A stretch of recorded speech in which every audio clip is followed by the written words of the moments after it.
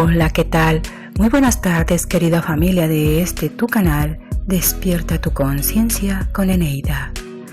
Es todo un honor tenerte en esta ocasión para poder darte esta información. Hablamos de la caída de las virtudes masónicas en La vergüenza del rey Salomón, figura emblemática que atañe a los iniciados dentro de la masonería. También contaremos con la presencia de nuestro querido compañero, el mayor Tigre Blanco, con quien compartiremos esta información canalizada de los masones en el mundo. Te doy la bienvenida esperando y este tema sea de tu agrado, lo compartas en tus redes sociales, me regales un like, actives la campanita de notificaciones y me acompañes a ver este video. Te recibo con agrado, como siempre, tu amiga Eneida. Bien amigos, sabemos que al rey Salomón se le confirió el cubo ágata con el que se dio inicio a la serie de iniciaciones a través de la historia de los masones. Pero hoy descubriremos el por qué los masones consideraron al rey Salomón como la vergüenza de la masonería. Así que abróchense los cinturones y acompáñenme a viajar por los inicios de la masonería en el mundo. Libro grado 14, gran elegido, perfecto y sublime masón, historia y moral del grado. El rey Salomón, renombrado por su sabiduría y por mucho tiempo el fiel servidor de Dios, no obstante haber presenciado que la gloria del Señor había llenado la casa de Dios y que Jehová se le había presentado en 2 veces, advirtiéndole de no servir a otros dioses, se volvió sordo a la voz del deber. Lleno de orgullo soberbio por la gloria que había ganado, vanidoso por su riqueza, intoxicado por las adulaciones, se olvidó de las lecciones que había enseñado a otros. Multiplicó el número de sus mujeres y concubinas, entregándose a un lujo indecente y desvergonzado. Se dio a las salamerías de hembras lascivas, construyó templos a los dioses de otras naciones, profanamente ofreció incienso que debía haber sido ofrendado solamente al verdadero Dios en el santo santuario del templo. Estos actos de su rey y gran maestro cubrió de vergüenza a todos los buenos masones y los llenó de aflicción. Muy lejos de seguir su ejemplo, se lamentaban de su fatuidad.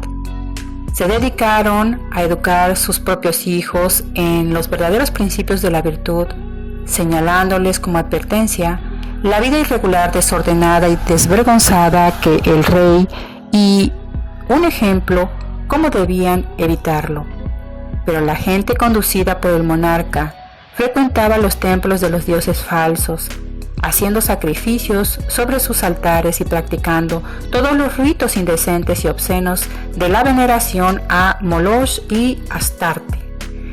Los masones estaban desde mucho tiempo disgustados de esta invasión del vicio del mal, pero encontrando sus esfuerzos infructuosos y acordándose de los castigos que esto había traído por semejantes excesos y crímenes a sus antepasados, previeron la futura desolación de Jerusalén y la destrucción del templo, y que los descendientes de los judíos, un reducido pueblo, rodeado de enemigos, de entre las 2 poderosas monarquías de Egipto y Asiria, iba a expiar en la cautividad los monstruosos pecados de sus padres, y muchos de ellos, entre los sucesores de Salomón, huyeron a otros países para evadirse del desastre inminente.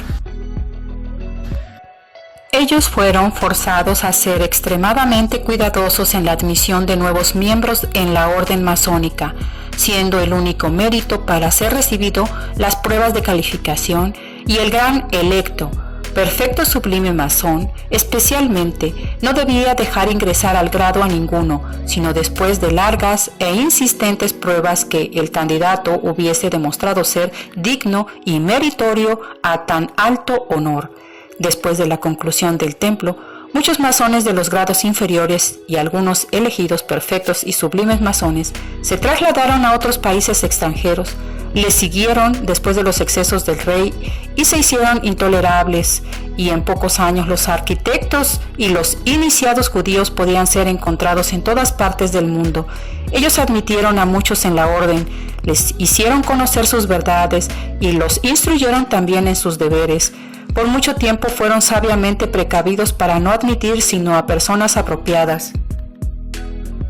Algunos más le siguieron después de que los excesos del rey se hicieron intolerables, y en pocos años los arquitectos y los iniciados judíos podían ser encontrados en todas partes del mundo.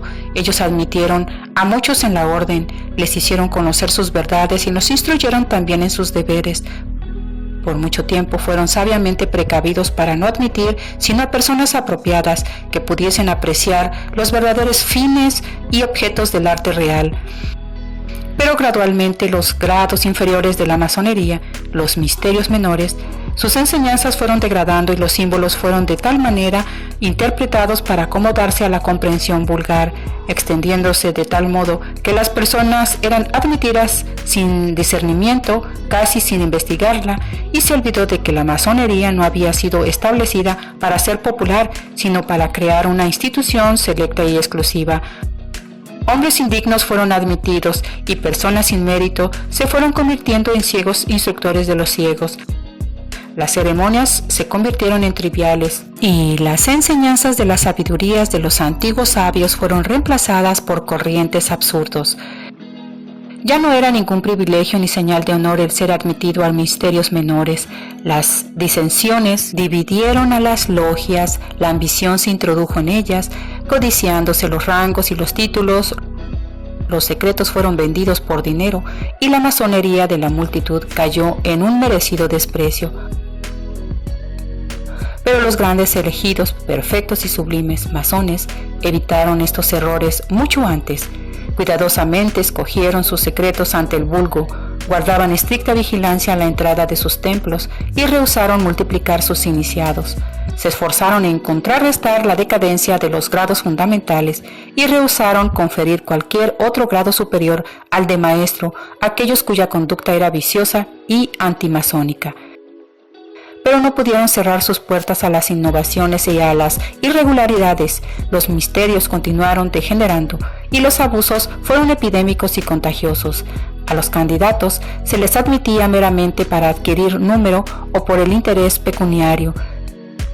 Se conferían los grados muy rápidamente, sin conocer al candidato de principio, ni el trabajo de los grados precedentes. Personas de poco intelecto y conocimientos afluían a la orden, denigrándola al nivel suyo. Otros ingresaban por pura curiosidad, desconsiderando por completo sus juramentos de ceremonias frívolas. Se multiplicaron, se inventaron nuevos grados y grandes agrupaciones de hombres, titulándose ellos mismos masones, alegaban un pretendido conocimiento de la verdadera palabra sin poseerla, inventando nuevos ritos de manera que el templo de la masonería se convirtió en un sitio de contiendas y en una casa de debates. Esta es la historia eterna del desatino humano y la preocupación del presente es siempre hacer revalidar las sandeces del pasado. Si lo expuesto es solamente legendario con relación a la masonería hebrea, lo es histórico respecto a los misterios, todos los cuales cayeron en decadencia por la desordenada multiplicación de sus iniciados. Los crímenes y desatinos del pueblo hebreo produjeron sus naturales consecuencias. Inmediatamente después de la muerte del rey Salomón, su reino se dividió en dos, y 10 de las tribus eligieron para sí un rey que no era de su sangre. Israel, bajo los sucesores de Jeroboam, continuó decayendo hasta que el país fue subyugado y la gente llevada a cautiverio, de donde jamás regresaron, y hasta esos días no se sabe quiénes son sus descendientes ni a dónde se encuentran. Los descendientes de Salomón reinaron más tiempo sobre Judea, pero por fin en el reinado de Sadoeu, Nabukadnezar, rey de Asiria, conquistó Judea y Jerusalén fue destruida por Nabuzaradán, su general. El templo arrasado y los tesoros del templo, incluyendo las grandes columnas de bronce, Yaquín y Boaz, junto con la mayoría de la gente, fueron llevadas a Babilonia. Esto tuvo lugar 470 años después de la dedicación del templo. Algunos grandes elegidos perfectos y sublimes masones, dice la leyenda, se habían aún quedado en Jerusalén. Ellos habían luchado valerosamente en su defensa y muchos perdieron la vida en las murallas y las calles, porque el sitio duró mucho tiempo y hubo traición dentro de la ciudad. Después de que la ciudad fue tomada por asalto y se destruyó el palacio y el templo, ellos se recordaron que la bóveda secreta y del tesoro inestimable que contenía estaba aún ahí. Temieron que fuera descubierta y el tesoro iba a ser saqueado. Durante el reinado de uno de los sacrílegos descendientes de Salomón, los iniciados habían tapiado el secreto que conducía al palacio del rey y habían abierto el descenso original que conducía del santo santuario, reparando las ruinas del templo durante la noche y evitando los grupos de tos victoriosos que patrullaban las calles. Los iniciados encontraron que el pasaje que conducía a la bóveda de abajo no había sido descubierto aún, ni que la laja de mármol que la cubría había sido removida, pero sobre ella encontraron el cadáver de Galaad, hijo de Seforis, jefe de los levitas y un hermano eminente del grado de perfección. Él había sido encargado de custodiar la bóveda secreta y del cuidado de la lámpara que continuamente ardía sobre el pedestal de alabastro en el que estaba el cubo de ágata con la inscripción sobre la plancha triangular de oro. Lo mismo que el maestro Curún, prefirió perder la vida antes de revelar ilegalmente esta palabra. Se dejó enterrar por las ruinas del templo caído antes que fugar y correr el riesgo de que el tesoro sagrado fuese descubierto y que nunca había sido profanado anteriormente por manos sacrílegas. Al remover el cadáver y bajando a la bóveda, borraron las letras sagradas de la plancha de oro. Rompiéndola en pedazos, colocaron el cubo de ágata en un rincón de la bóveda, cubriéndola con escombros, apagaron la lámpara y voltearon el pedestal. Después encendieron y pusieron el cadáver de Galaad en la bóveda, colocándolo al lado del pedestal volteado. Lo vistieron con sus ropas masónicas, con las insignias y joyas de un gran elegido perfecto sublime masón, representando una ceremonia solemne del sepelio masónico. Entonces subieron a la superficie, colocaron nuevamente la laja de mármol sobre la entrada y amontonaron sobre ella piedras pesadas y vigas de madera para que no pudiese ser descubierta hasta cuando éste sea reedificado en el futuro.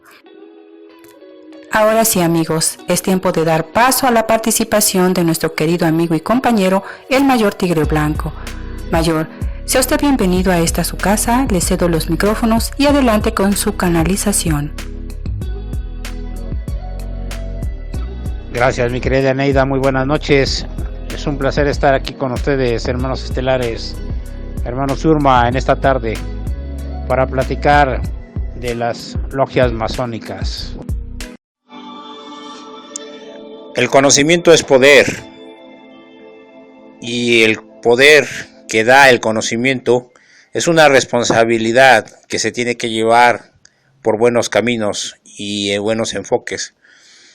Y en base a esos conocimientos de los que hablamos están las logias masónicas, de esas personas que han formado a través de milenios, esas confraternidades en las que siempre han dicho o se han escudado en objetivos filantrópicos. Y es que el conocimiento, cuando no se expande y no se divide y se comparte, se pudre dentro del ser. Y el conocimiento no está peleado con la abundancia, pero sí está peleado con la espiritualidad cuando no se lleva a cabo como tiene que ser. En esta guerra hubo un evento que en el país canadiense se llevó a cabo por los hermanos Surma en combinación con otras razas de la alianza, cuando irrumpieron en los salones de estos masones y desmembraron varios de estos locales, de estas cavernas, de estos búnkers donde se llevaban a cabo ciertas prácticas, ciertos rituales no acordes para la raza humana. Y es que, como hemos dicho, el conocimiento no está peleado con la elevación, pero el lado oscuro y la baja frecuencia siempre nos desvían del camino. Es por eso que estas logias, esta confraternidad masónica formada en la Edad Media que comenzó con los constructores, los albañiles, y con esa información que todo el mundo tiene de estos personajes que han adquirido conocimientos a través del tiempo, de alquimia, de astronomía, de astrología, de exopolítica y de todas formas de control, pero que solamente lo han hecho a manera de beneficiar a unos cuantos poderosos. Eso es lo que no se ha podido permitir y no se debe permitir en aras del beneficio de la humanidad y de la elevación espiritual. Es por eso que cuando un masón de grado 33 llega a grados de excelencia, inmediatamente es seleccionado por alguna otra asociación como los iluminoides, que ven el potencial de sus avatares y de sus marionetas para controlar a la población. Y en ese momento ese masón es jalado hacia sus filas para sus planes, que van más allá de tener conocimientos y de conocimientos filantrópicos, y van más allá a prácticas de magia negra por esos magos negros que a través del tiempo han abierto portales hacia entidades oscuras y regresivas en clubes como Bilderberg, como Bohemian Group, y que son lugares infestados de entidades del bajo astral y que responden a entidades arcontes dirigidas por las 3 cabezas que han sido decapitadas de aquí de la tierra. Una de ellas, como es el conocido Baal. Entonces, en ese sentido, por eso han irrumpido estas hermanos Urma en comandos que han hecho una limpieza profunda, así como la limpieza subterránea de sacar niños del fondo y de ir depurando toda este sarro que corroe al alma, que corroe al cuerpo y que corroe al espíritu. Es por eso necesario saber que la masonería sí puede tener un fin filantrópico y un fin espiritual, pero siempre y cuando sea encaminado al servicio a la humanidad. Y eso es lo que, como en tantos otros rubros de la sociedad, se tiene que ir modificando. Por eso, a nivel militar, tenemos organizaciones como Dragón Blanco, que trabaja en las más altas esferas del poder militar, como es MI6 británico, como es FSB ruso, a través de asociaciones como la Yakuza japonesa y las redes chinas, que son órganos claves para el control de la política terrestre. Así, la Federación no puede intervenir directamente en asuntos que conciernen a nosotros como seres encarnados, como semillas estelares, que somos responsables de ese cambio, pero sí proveen las herramientas y los medios para que nosotros podamos lograr por fin esa limpieza energética, espiritual, desde cada uno de los puntos. Y es así como los Urma, con mano firme y con mano de justicia, han logrado llevar a cabo la limpieza de esas entidades que interactuaban de manera enferma y adversa en estas logias.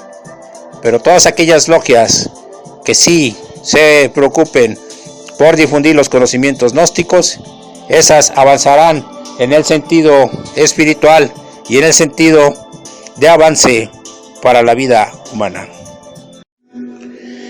El poder de las logias masónicas que ha ido acumulando a través del tiempo y a través de los milenios, estas sociedades que fabrican y producen a los más grandes directores de la humanidad, están en todas partes del mundo y en México no es la excepción.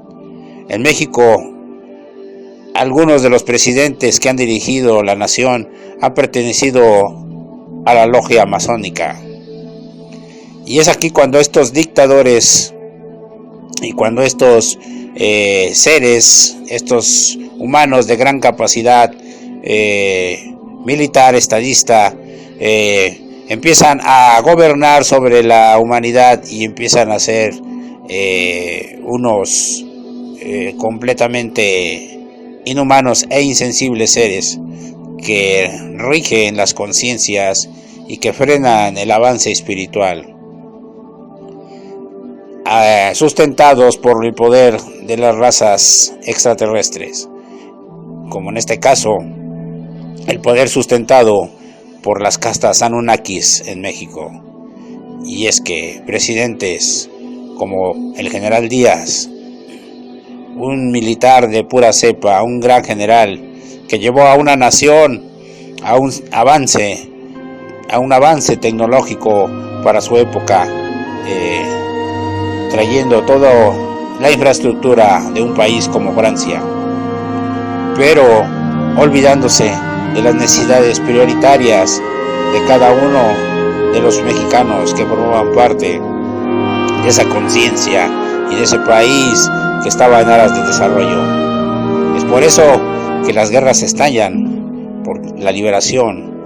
El día de hoy ha llegado una rebelión muy diferente, una rebelión espiritual, ¿es el nuevo presidente? En el que ese conocimiento Nadie habla de otra cosa. que los masones almacenan y guardan ya no será de uso exclusivo, sino será repartido a toda la humanidad, ese conocimiento gnóstico, para que el humano no olvide sus orígenes humildes y no olvide que su misión prioritaria es un servicio a la humanidad, un servicio planetario en el que al día de hoy todos estamos trabajando en las grandes naciones como México, y se está formando una nueva historia de avance, una historia que ha sido forjada en balas y sangre, pero que al día de hoy se fortalecerá con el despertar espiritual de todos los seres que estamos en una sociedad que al día de hoy dejará de tener gobiernos y dejará de depender de lo que diga una persona que está en el poder de un dictador. Ya me lo habían dicho. Llegaremos a ser, como los hermanos Ulma, una sociedad que se rige por la igualdad de géneros, la igualdad de clases, y que tanto el hombre como la mujer tienen los mismos derechos. Para eso estamos aquí, para hacer ese cambio desde cada uno de los países de América Latina, desde los países que amamos, como amamos a la tierra, como amamos México y como amamos toda América Latina y toda Gaia. Un abrazo de luz a la distancia. Muchísimas gracias, Mayor, por darnos todo este conocimiento acerca de las logias masónicas en el mundo. Espero su próxima participación en nuestro canal y le deseo bendiciones. Gracias. Amigos, es necesario darnos cuenta de que los principios básicos de la masonería como tal, desde los tiempos de Enoch, fueron realmente buenos, y esa fue siempre la intención, pero hay que tomar en cuenta hasta aquí que debido a toda la corrupción que se llegó a dar desde la muerte del rey Salomón y su vida, todo lo que hizo, ha traído toda esta serie de conceptos equivocados que se tienen acerca de la masonería. Corresponde aquí a cada quien actuar bajo los propios principios de honor, virtuosidad y rectitud que se buscó instaurar en el ser humano. Hasta aquí dejamos este tema, espero y te haya gustado, lo compartas en tus redes sociales, me regales un like, actives la campanita de notificaciones y me acompañes en mi siguiente edición. Te mando un gran abrazo de luz sanador y protector para ti y los tuyos. Me despido de ti, nos vemos hasta la próxima, como siempre tu amiga Eneida. Bye.